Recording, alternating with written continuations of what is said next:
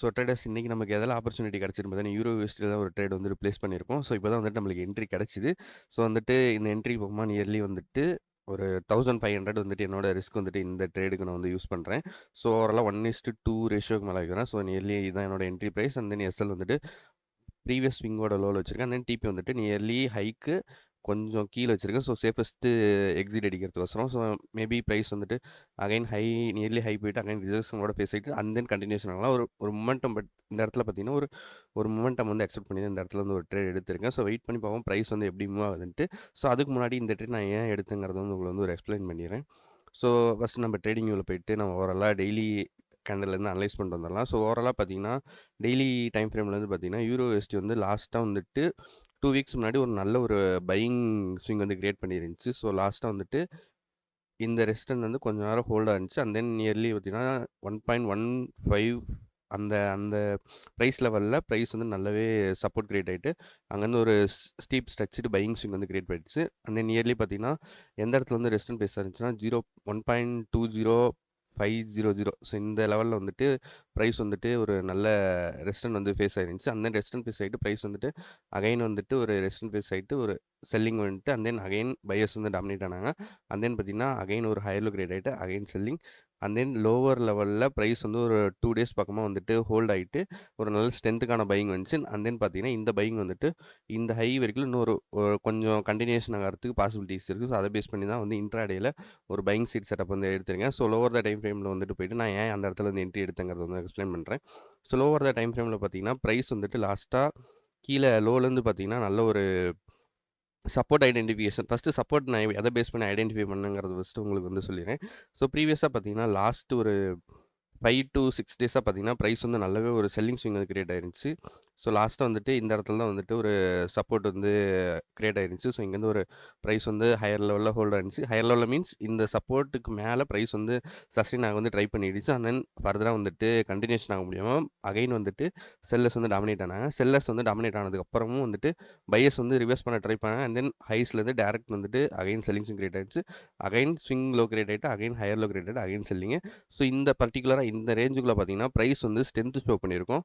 So எப்படி strength show பண்ணும்னா, ஜெனரலா வந்தீங்கன்னா, பிரைஸ் வந்துட்டு இப்ப இந்த செல்லிங் ஸ்விங்ல வருதுன்னா, அண்ட் தென் எப்படி ஸ்ட்ரென்த் ஷோ பண்ணா, பிரைஸ் வந்து அகைன் ப்ரீவியஸ் ஹை பிரேக் ஆனவோ, இல்ல பிரைஸ் வந்துட்டு செல்லிங்ல வந்துட்டு இருக்கும்போது, அகைன் வந்துட்டு இந்த ஹைக்கு கீழயே ரெசிஸ்டன்ஸ் ஃபேஸ் ஆயிட்டு, அகைன் செல்லிங் வந்துட்டு ப்ரீவியஸ் லோக்கு பிரைஸ் வந்து போகாம, அகைன் இன் பிட்வீன்ல சப்போர்ட் கிரியேட் ஆயிட்டு, அகைன் ப்ரீவியஸ் ரெசிஸ்டன்ஸ் பிரேக் ஆனாலோ, இதான் வந்துட்டு நம்ம வந்து ஸ்ட்ரென்த்ன்னு சொல்லுவோம்.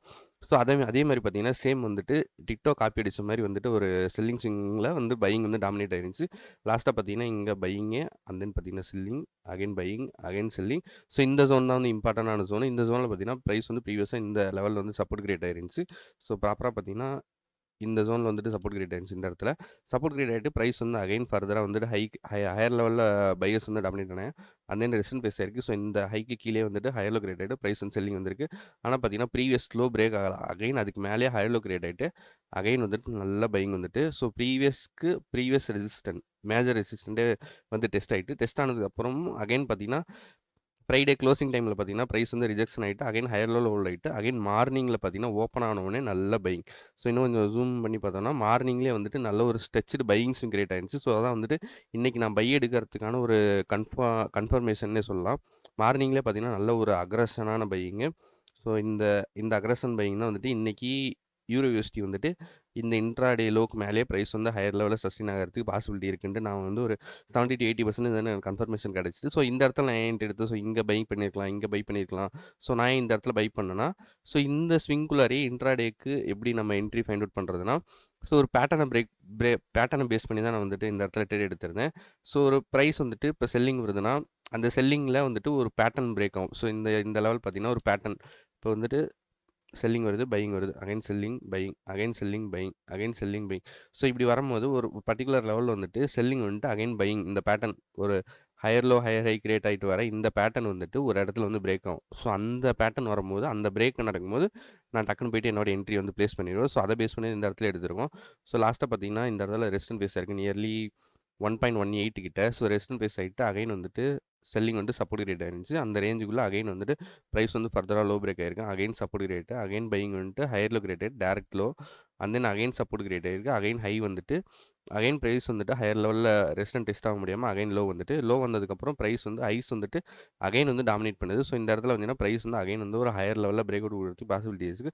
ஸோ வெயிட் பண்ணி பார்ப்போம். பிரைஸ் வந்து அகைன் ஒரு ரிட்ரேஸ்மென்ட் வருது. ஸோ இந்த லோக்கு கீழ என்னோட ஸ்டாப் லாஸ் இருக்கு. சப்போஸ் இன்னைக்கு வந்துட்டு எஸ்எல் அடிச்சுன்னா, ஸோ எந்த ப்ராப்ளமும் கிடையாது. என்னோட ரிஸ்க்குள்ள தான் நான் வந்து இந்த ட்ரேட வந்து நான் பிளான் பண்ணியிருக்கேன். ஸோ இன்னைக்கு எஸ்எல் அடிச்சுன்னா, ஸோ ஃபர்தரா நெக்ஸ்ட் டே இல்லன்னா அதுக்கு அடுத்த நாள் வந்துட்டு நம்ம கொஞ்சம் ரிஸ்க் டூ ரேஷியோ என்னோட ரிஸ்க் என்னமோ இந்த 1500 தான். ஆனா வந்துட்டு என்னோட ரேஷியோ வந்துட்டு இன்னும் கொஞ்சம் ஹை பண்ணி நான் ட்ரேட் எடுத்துப்பேன். ஸோ வெயிட் பண்ணி பார்ப்போம் பிரைஸ் வந்து எப்படி மூவ் ஆகுதுன்ட்டு. ஸோ ஃபர்தரா இப்போ ஒரு ரிட்ரேஸ்மென்ட் வந்திருக்கு. ஸோ வெயிட் பண்ணி பார்க்கலாம் பிரைஸ் எப்படி. ஸோ ட்ரேடர்ஸ் நம்ம எக்ஸ்பெக்ட் பண்ண மாரி பிரைஸ் வந்து ஒரு நல்லாவே ஒரு பையிங் ஸ்விங் வந்து கிரியேட் பண்ணிருச்சு. ஸோ நம்ம நியர்லி வந்துட்டு என்ட்ரி எடுத்ததுக்கப்புறம் ஒரு செல்லிங் ஸ்விங் வந்துட்டு நியர்லி நம்ம லோ வந்துட்டு எஸ்எல் வந்து இந்த லோ வச்சிருந்தோம். அண்ட் தென் பிரைஸ் வந்து நல்லா மூவ் வந்தோடனே அண்ட் தென் ட்ரைல் பண்ணி வச்சாரு. ஸோ நல்லாவே ஒரு ஃபர்தரா மொமெண்டம் குடுத்துருக்கு.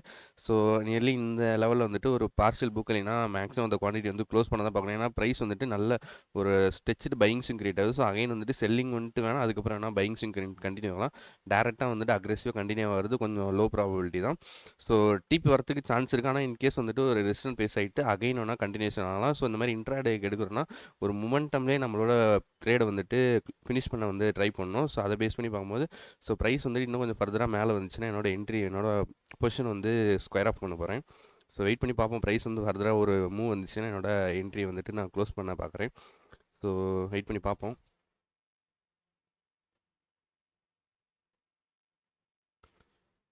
ஸோ ஓகே இந்த ட்ரேட் வந்துட்டு க்ளோஸ் பண்ணியாச்சு. நியர்லி 2K பக்கமாக நம்மளோட டிபி வந்திருக்கு. ஸோ நான் வந்து ஏன் இந்த இடத்துல நான் வந்துட்டு என்னோட ட்ரேட் வந்து க்ளோஸ் பண்ணேன். நியர்லி என்னோட டிபி வந்து இந்த லெவல் பக்கமாக வச்சிருந்தேன். தென் ப்ரைஸ் பார்த்தீங்கன்னா ஒரு இன்பிட்வீனில் ஒரு 70-80% நம்ம டிபி வந்தோன்னே ஏன் க்ளோஸ் பண்ணுறேன்னு பார்த்தீங்கன்னா ப்ரைஸ் வந்துட்டு அக்ரெசிவாக பையிங் வருது. ஸோ வந்துட்டு பையிங் ஸ்விங்லேயே வந்துட்டு 2-3 பையிங் இருக்குது. ஒன்று வந்துட்டு நார்மலாக வந்துட்டு ஒரு பையிங் ஒரு 2 கேண்டல் வரும். அண்ட் தென் ஃபர்தராக வந்துட்டு ஒரு ரிட்ரேஸ்மெண்ட் வரும். அகைன் பையிங் வரும். ரிட்ரேஸ்மெண்ட் வரும். அகைன் பையிங் வரும். ரிட்ரேஸ்மெண்ட் வரும்.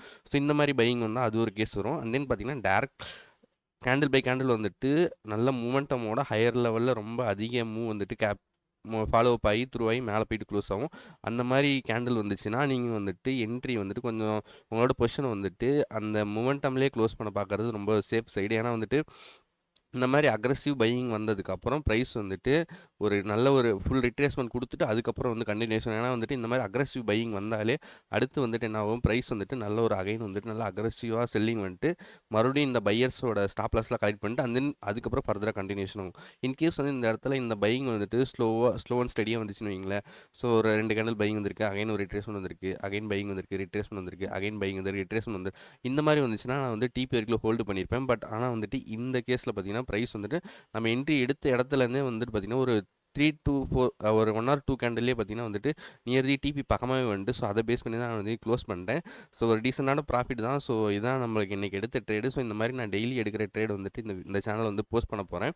ஸோ நியர்லி வந்துட்டு இந்த அக்கௌண்ட் வந்துட்டு க்ரோ பண்ணுறது தான் என்னோட டார்கெட்டே. ஸோ இந்த மந்த்து ஃபுல்லாக வந்துட்டு இந்த அக்கௌண்ட் வந்துட்டு எவ்வளோ க்ரோ பண்ண போகிறேங்கிறதான் வந்துட்டு வீடியோ ஒவ்வொன்றா போட போகிறேன். டெய்லி எடுக்கிற ட்ரேட் டெய்லி வந்துட்டு ஒரு சிங்கிள் ட்ரேடாக எடுப்பேன். அந்த சிங்கிள் ட்ரேடோட ஃபுல் வந்துட்டு ட்ரேட் அனாலிசிஸ் எல்லாமே இந்த வீடியோவில் போடுவேன். ஸோ இந்த வீடியோ பிடிச்சிருந்தா மறக்காமல் லைக் பண்ணி ஷேர் பண்ணிக்கோங்க. தேங்க்யூ.